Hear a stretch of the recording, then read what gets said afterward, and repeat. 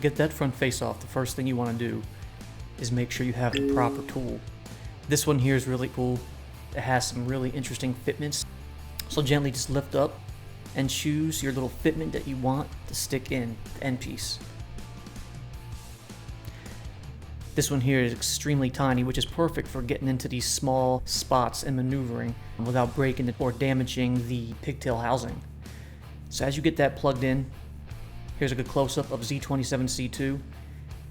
These things are like dental picks. It's like doing surgery. All you have to do is just gently lift up. Here we go. Gently lift up, pry up. Be careful not to do it too quickly or damage it, but as soon as you lift it up, all you have to do is just lift it off with your finger.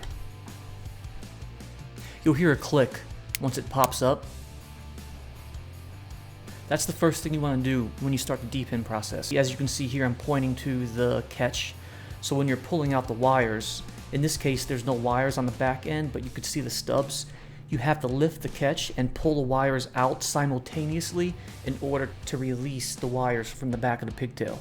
But that's how you lift the front face off. And when you're done, just click it back on and you're all set.